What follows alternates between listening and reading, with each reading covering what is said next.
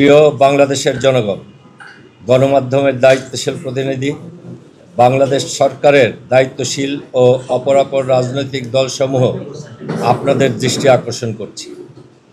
বিগত কয়েকদিন যাবৎ আপনারা দেখছেন মসজিদে রাজনৈতিক কর্মী সম্মেলন, রাজনৈতিক দলের উদ্যোগে কোনো ধর্মীয় আমলের প্রতিযোগিতা, মসজিদের মেম্বার থেকে দলীয় বক্তব্য প্রচারকে কেন্দ্র করে নানা সংঘাতের সৃষ্টি হচ্ছে। আর সংঘাত থেকে রক্তাক্ত হচ্ছে আল্লাহর ঘর মসজিদ। মসজিদ কেন্দ্রিক রাজনৈতিক উদ্দেশ্য প্রণোদিত আমল বা কর্মসূচির ফলে মুসল্লিদের মাঝে সৃষ্ট এমন রাজনৈতিক দ্বন্দ্ব মসজিদে ইবাদতের পরিবেশ নষ্ট করছে। এক্সট্রিম মশার কয়েল প্ল্যান্ট ফাইবার দিয়ে তৈরি, ডেঙ্গু, চিকুনগুনিয়া বাহি সহ যে কোনো মশার বিরুদ্ধে দেয় এক্সট্রিম সুরক্ষা।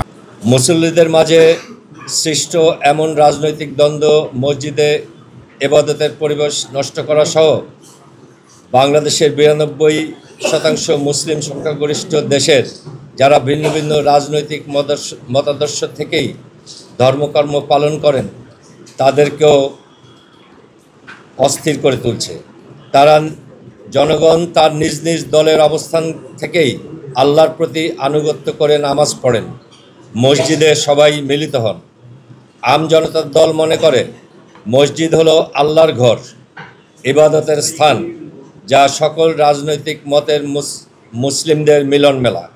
এই স্থানকে কেবল ধর্মীয় উদ্দেশ্যে ব্যবহার করা উচিত, রাজনৈতিক উদ্দেশ্যে নয়। এতে মসজিদের পবিত্রতা বজায় থাকে এবং মুসল্লিরা শান্তভাবে তাদের ইবাদত সম্পন্ন করতে পারেন।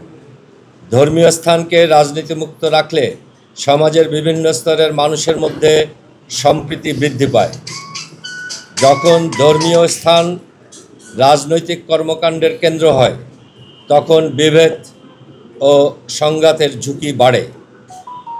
আমরা বিশ্বাস করি যে ধর্মীয় স্থানকে রাজনীতির প্রভাবমুক্ত রাখার মাধ্যমে আমরা একটি ঐক্যবদ্ধ এবং সহনশীল সমাজ গঠন করতে পারি। আমরা সুনির্দিষ্টভাবে সরকারকে মসজিদে রাজনৈতিক বা দলীয় উদ্যোগে কর্মসূচি নিষিদ্ধ করার আহ্বান জানাচ্ছি।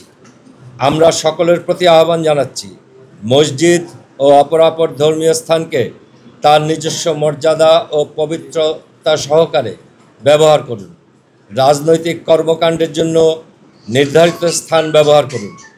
এর মাধ্যমে আমরা আমাদের সমাজকে আরও সুন্দর ও শান্তিপূর্ণ করে তুলতে পারব।